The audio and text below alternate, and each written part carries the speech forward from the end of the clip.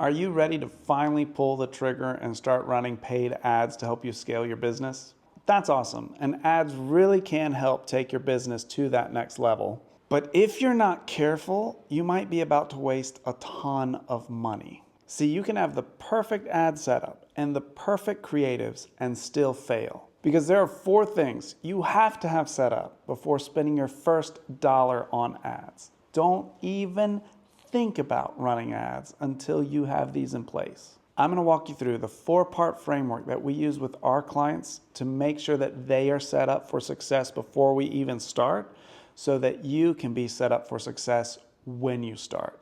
Let's dive in. All right, so first, since my handwriting is atrocious and I can't seem to write and talk at the same time, we're going to try this scratch off method for that. So let's get into it. First, the top part is going to be kind of like strategic. So everything up top is more strategic focused versus down below is a little bit more on the tactical side. There's a few exceptions to this, but in general thinking, that's how we're going to phrase that or frame that.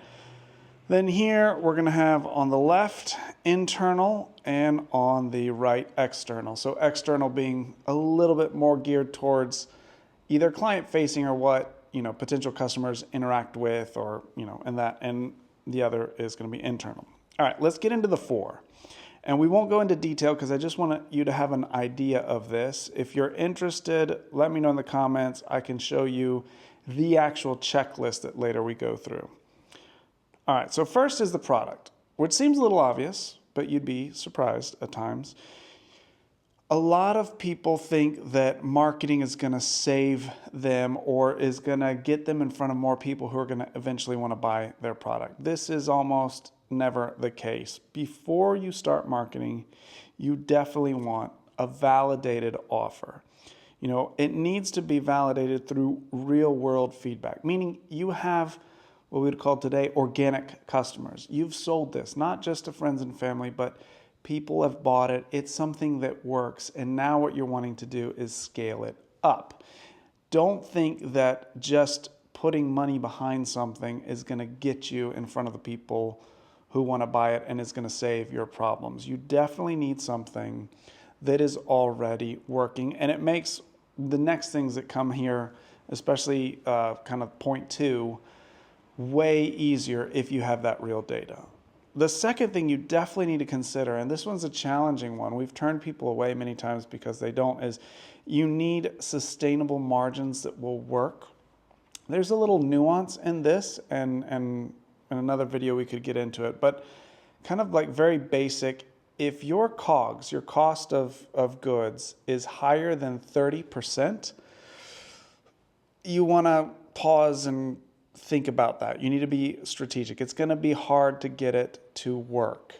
Now, the exceptions to this, or ways you can get around, is lifetime value or average order value. If you can start increasing that, or if you can maybe lose money on the first order, but they come back and they're going to be a returning customer, that could be something. But you do have to watch your cash flow if you do that. So in general, rule of thumb, when I'm talking to people who are wanting to come in for the first time and interact and potentially get ads, I say, what are the COGS? And I'm hoping they say 30% or less, up to 40, but 30% or less is kind of like, oh, we can probably make that work.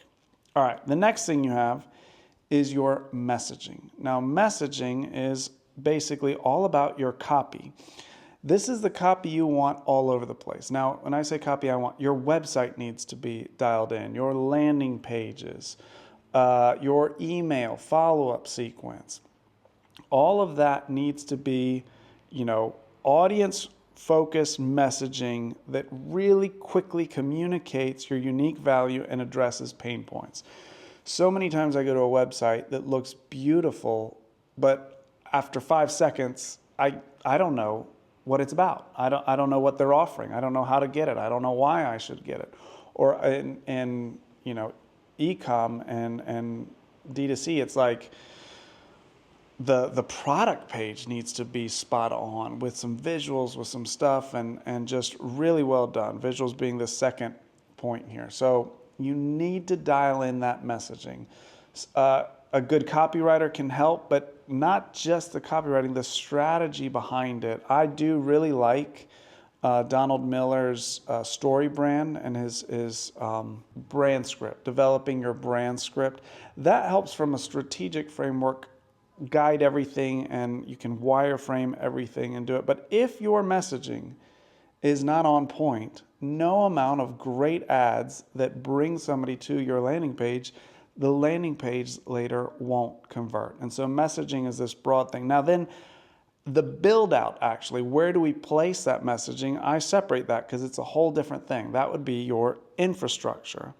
And here is all the connecting points. So all that messaging you work on, where do you put it? Well, this would be your social media, website, emails, landing page, and other touch points. Why do I separate it? Because I think so many times people think of, when they think of website and they think of all this stuff, this is what they think about. They think of these connecting points down here. And that has been the case so many times when people hire a great and beautiful web development agency and it's modern design and everything, but because they didn't do the strategic part of the messaging, the website flops, sales flop, and it doesn't work. So you really need to separate those two, and even check when you're hiring a design firm or somebody to build your website, does it include copywriting? And not just like, oh yeah, we'll put it through ChatGPT and do it. Does it include an expert copywriter? Those can be very expensive, charging $5,000 to $10,000 sometimes just for the website copy, or $5,000 to $10,000 just for a 10 email sequence. So really keep that in mind. This really shows the level of importance, but it can make or break your ad campaigns, having that messaging and then that infrastructure built out. That infrastructure is also, let me switch here, all about the analytics. So many times we've thought everything was set up and the customer thought everything was set up, and when we dig in, the main issue is the analytics is not set up. And when I say analytics, it's the pixels, the conversion tracking, the ad platforms, be it Facebook, Google, LinkedIn, all of these, they need feedback to know what's working and what's not working. And so this is a critical piece. It can be sometimes a super simple fix. Sometimes it can be a very complicated fix, but it is worth pausing all ads until you get that set up. All right, so let's move to the last one here. This is resources. So I split up resources because sometimes people think that ads are just going to work. I'm going to turn it on and I'm going to start making money. Rule of thumb, think about losing money for 3 months when you're starting ads. There's a whole bunch of reasons. I could do another video on why that's the case now. But you do not want to advertise or put, money on ads if you're either like really tight on cash flow, and so you're just like, oh, we're barely making it, so I want to run ads. I would definitely not do that. You're setting yourself up for failure. And definitely not if you're like putting it on a credit card and hoping to pay it off later with what you sell. That's a terrible idea. Don't do that. You want some significant, like a budget to help you get to the point where it's working and you can scale up. But it will not be instant. So you need enough budget for testing and getting things up and running. And then if it is working, you do need the fulfillment. So there are cases where we've got several of these where we did get it up and running and it did sell out, and then everything stops and you have to almost reset, and it does set you back. So you do want to figure out like, oh, if this is successful in the next 6 months, do we have everything in place to fulfill that? Be that from delivering product or for the coaches we have and the courses, delivering on the services you're wanting to sell there. So you need to figure that and make sure that's in place.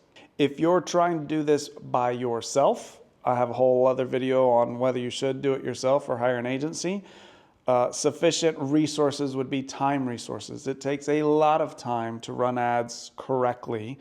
And so you would need to allocate another 5 to maybe 10 hours a week just to do this. So you need to make sure that you've got those resources allocated. When we're thinking of the combination of these two, where product and messaging meet, that's what I would call the irresistible offer. Alex Hormozi has a great book on irresistible offers, and it really dials into why that's so important. But that's where you're figuring out your pricing and your margins and everything you can offer, and touching on or connecting it with the messaging. And that world where those two live is your irresistible offer, and that will allow you to scale. When you think of messaging and infrastructure, that combination is your sales funnel, where it all fits together, it's all flowing, and you're tracking it, and you understand where people are dropping off, where they're coming in, what parts you need to tweak, on and on. You could tweak your landing page copy, and suddenly that increases your conversions. Or they come in, they start getting emails, but they're not clicking on the emails, or they're not opening the emails, so you switch your subject lines, and then they're not clicking, so you switch your calls to actions, so on and so forth. Resources and infrastructure, that's your operational readiness. How ready are you for all of this to work? And then finally, product and resources is your scalability.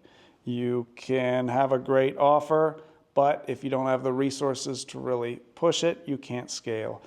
To give you an idea, some of these brands that we've worked with who spend millions of dollars per month, they're losing money on that first order because they know they'll make it back on the back. So they've got the sufficient budget to operate at a loss initially, and yet that make the money back on the back end.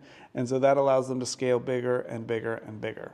So hopefully that's helpful. Hopefully that gives you an idea of the different things you could consider. Each of these points and subpoints could be a whole video in of themselves. So this is kind of just scratching the surface of it is. But I think this does orient you on like, okay, I need to make sure each of these points, I've given it some thought. And don't just assume that, oh, I just need to run ads. That's, ads is the solution. Okay, it might be. But make sure you've got these 4 things really thought through and planned out. If you've got any questions related to this video, throw them down in the comments and I will go through them and either answer them down there or make another video about that. And if you want to reach out to us, just go to MediaMadeSimple.co. There should be a form on there. Fill it out and we can hop on a call and talk through all of this together. See you in the next one.